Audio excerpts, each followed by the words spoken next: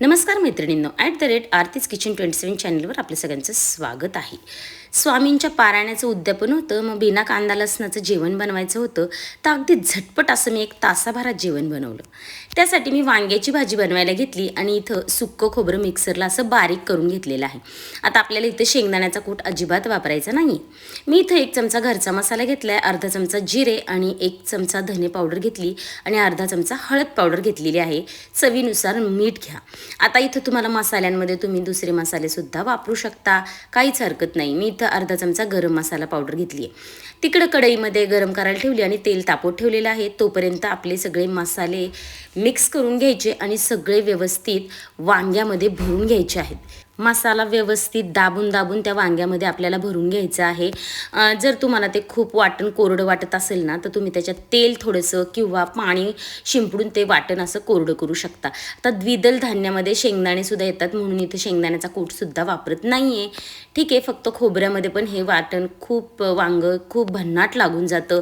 आता आपले सगळे वांगे पहा व्यवस्थित भरून झालेत आणि तिकडं आपलं तेलसुद्धा गरम झालेलं आहे. मी काय केलं, इथं थोडंसं पाणी शिंपडूनसुद्धा तुम्हाला मसाला भरून दाखवला आहे. पाणी शिंपडलं ना की त्या वांग्यामध्ये भरपूर असा मसाला जातोय आणि दाबून प्रेस करून भरायचं, ही गोष्ट लक्षात ठेवा. पहा, तोपर्यंत तेल तापले. आता सगळी वांगी त्याच्यामध्ये टाकून घ्या आणि व्यवस्थित परतून घ्या. आता काही वांगे किडकं वगैरे निघाल्यानंतर मी ते अर्धी ठेवलेली आहेत, काहीच हरकत नाही. 1 मिनिटभर तरी तुम्ही याला आहे ना असंच परतून घ्या, म्हणजे वांग्याचा जो वरचा भाग असतो ना, तो छान असा त्याला चकाकी येते आणि दिसायला ती वांगी छान दिसतात. आता काय करूया, सगळा जो उरलेला मसाला असेल ना तो घालूया. आता इथं प्रमाण तुम्ही खोबऱ्याचं अजूनसुद्धा वाढवू शकता आणि जर तुम्हाला प्रसादासाठी नसेल करायचं तर शेंगदाण्याचा कूट घातला तरी चालेल. आता मी गॅस बारीक केला आहे आणि त्याच ताटावरती झाकण ठेवलेलं आहे. तर मिनिटभर आपण बारीक गॅस करून आहे ना, हे पाणी पण गरम होऊन द्यायचं आणि वांगीसुद्धा वाफलून द्यायची आहेत.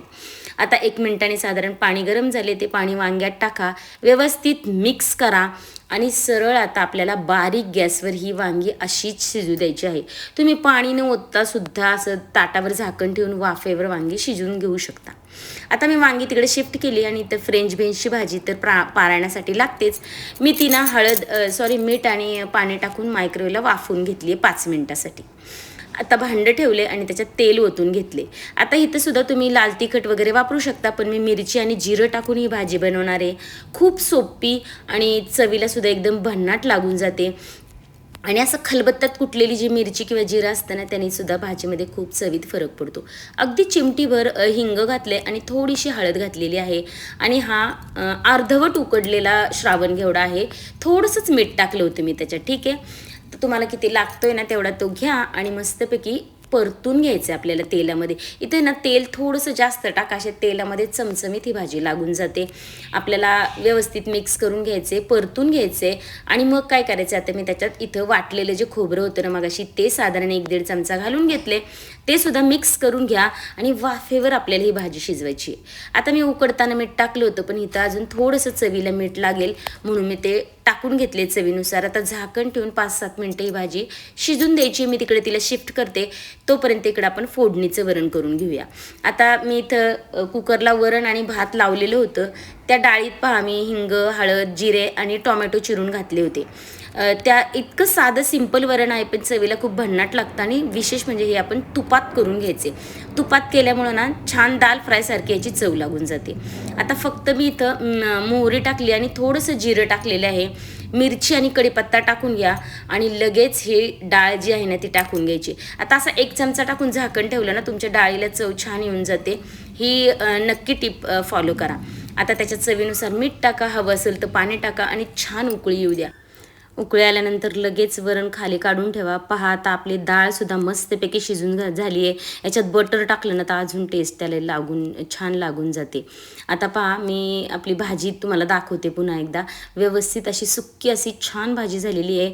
थोडीशी त्याच्यावर कोथिंबीर टाका आणि व्यवस्थित मिक्स करून घ्या. कोथिंबीरने पण छान चव येऊन जाते. फोडणीसुद्धा तुम्ही याच्या कोथिंबीर टाकू शकता किंवा तुम्ही मिरच्या कुटल्या ना तेव्हासुद्धा कुटू शकता. आणि काय केले, मी त्याच्यात थोडंसं वरतून खोबरं टाकून घेतलेलं आहे. आता आपलं भाजी शिजून झालेली आहे. फ्रेंच बीन्सची डाळसुद्धा झाली. वांगंसुद्धा पहा, मी 5 मिनटं गॅस बारीक करून ठेवलं. इतकं छान वांगं झालेलं आहे ना. रस्सासुद्धा तुम्ही अजून याच्यात करू शकता. जेव्हा आलं लसूण खायचं असेल ना, तेव्हा याच्यात त्या वाटणातच आलं लसूणसुद्धा घालू शकता. पहा आता आपलं वरण भाजी भात संपूर्ण सगळं जेवण झालेलं आहे. मी चपात्या पण करून घेतल्या आणि सगळ्यात अगोदर मी आंबारस करून ठेवला होता. तर आपले आंबारससुद्धा झालेला आहे. अशा प्रकारे सगळा स्वामींचा नैवेद्य बिना आलं लसणाचा फक्त मला 1 तास लागला असेल. पण सगळ्यात अगोदर आंबारस बनवून फ्रीजमध्ये थंड व्हायला ठेवून दिला होता मस्त केशर टाकून.